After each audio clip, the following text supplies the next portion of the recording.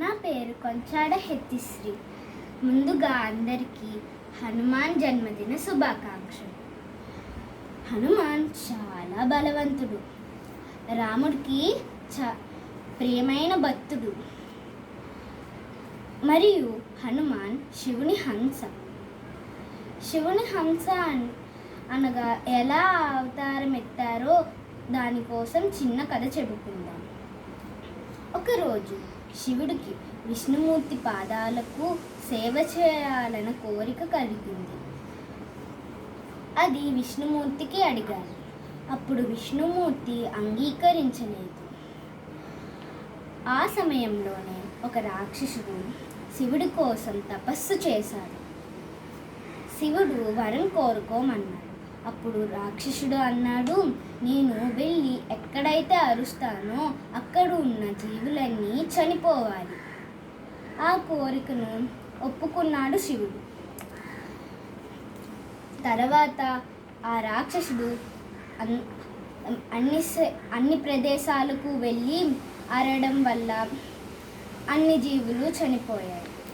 దాంతో దేవతలందరూ విష్ణుమూర్తి దగ్గరికి వెళ్ళి ఈ విషయాన్ని తెలియచేశారు. అప్పుడు విష్ణుమూర్తి శివుడి దగ్గరికి వెళ్ళి, ఆ వరం మీరే ఇచ్చారని మాకు తెలుసు, మీరే వారిని అంతం చేయండి అని చెప్పారు. అప్పుడు శివుడు ఏమన్నాడంటే, నేను వరం ఇచ్చాను కానీ వరం తిరిగి తీసుకోను. అప్పుడు శివుడు అన్నాడు, నువ్వే తన్ని అంతం చెయ్యి. ఒకవేళ నువ్వు ఆ రాక్షసుని అంతం చేస్తే నీ పాదాలకు నేను సేవ చేస్తాను. విష్ణుమూర్తి ఒప్పుకుంటాడు. విష్ణుమూర్తి ఒక తోడేలు రూపంలో వెళ్ళి ఆ రాక్షసుని కంటను నవిలేశాడు. అప్పుడు ఆ రాక్షసుడు చనిపోయాడు. దాంతో శివుడు నేను నీ పాదాలకు సేవ చేస్తానన్నాడు.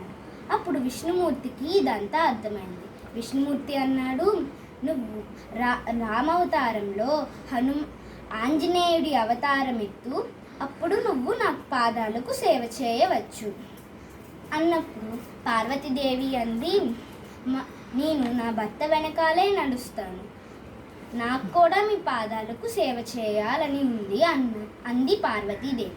అప్పుడు విష్ణుమూర్తి అన్నాడు, అవతారం ఆంజనేయుని అవతారం శివుడైతే తన తోకవి నీవు, అంటే శక్తి బలానివి నీవు.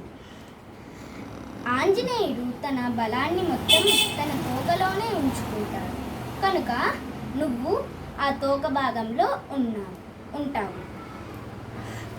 ఈ విధంగా మనం ఆంజనేయుడు శివుడి హంస అని చెప్పుకోవచ్చు. సరే, ఇప్పుడు మనం ఆంజనేయుడి కోసం ఒక శ్లోకం విందాం. మనోజవం మారుతతుల్యవేగం జితేంద్రియం బుద్ధిమతాం వరిష్టం వాతాత్మజం వానర యోగముఖ్యం శ్రీరామదూతం శిరసా నమామి. ఇప్పుడు రామాయణం తెలిపే ఒక శ్లోకాన్ని చెప్పుకుందాం. పూర్వం రామ తపోవనాదిగమనం హత్వా మృగం కాంచనం వైదేహి హరణం జటాయుమరణం సుగ్రీవ సంభాషణం వాలిని గ్రహణం సముద్రతరణం లంకాపురీ గ్రహణం పశ్చాత్ రావణ కుంభకర్ణ హననం ఏతద్ధి రామాయణం. ధన్యవాదాలు.